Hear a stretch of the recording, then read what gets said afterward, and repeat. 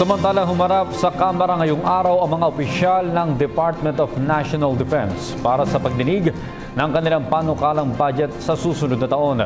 Kabilang sa mga tinalakay rito ay ang posibleng pagpapaalis sa tropang Amerikano sa Mindanao at ang posibleng banta ng ICC sa bansa. Ang detalye mula kay Jervis Manahan via phone patch.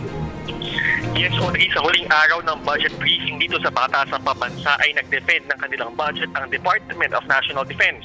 Dumalo dito sina Defense Secretary Delfin Lorenzana at ang AFP Chief of Staff Ricardo Visaya. Ito na naungkat ang iba't ibang issue na may kinalaman sa seguridad. Una, tiniyak ni General Visaya na wala pang presence ang IC sa Pilipinas. Tinanong kasi ni Kabayan Party List Congressman Harry Roque kung totoo ba na may inilunsad na gyera ang AFP laban sa IC sa Basilan. Sabi ni Visaya, ang alam lang niya ay may mga bandidong grupo gaya ng Abu Sayyaf na inspired ng ISIS pero 100% sure daw sila na wala pang presensya ang ISIS dito.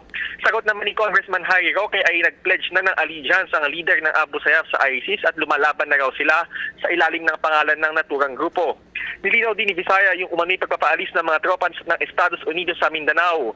Sabi ni Visaya ay may 107 na tropa ng Amerika sa Zamboanga pero malabo naman silang maatake dahil nasa loob naman daw sila ng mga kampo. Nandoon lang daw sila to maintain yung kanilang mga assets doon.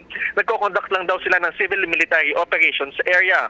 Ayon din kay Secretary Delfin Lorenzana at General Visaya ay naniniwala naman sila sa diplomasya at sa pag-maintain ng alliances sa ibang bansa.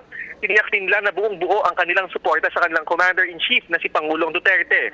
Sa ibang issue, Audrey, ay muling tiniyak ni Secretary Lorenzana na nasa loob pa rin ng AFP Detention Facility si Joseph Scott of Pemberton, ang sundalo ng Amerika na nakatulan ng homicide dahil sa pagpatay sa Pinay transgender na si Jennifer Laude. May lumalabas daw kasi na mga report na air-conditioned daw at may gym pa sa loob ng detention facility ni Pemberton sa loob ng Camp Aguinaldo. Also, natanong din ng mga mambabata si Lorenzana kung magkano ba ang gagastusin ng pamahalaan sa panukalang pagpapalibing kay dating Pangulong Marcos sa libingan ng mga bayani. Sabi ni Lorenzana, maliit lang ang kanilang gagastusin para sa ceremonial burial dahil maging ang transportation daw ay sasagutin naman ng pamilya Marcos. Gate ni Congresswoman Sara Elago, walang dapat gastusin ang bansa kahit piso sa pagpapalibing kay dating Pangulong Marcos na isang diktador.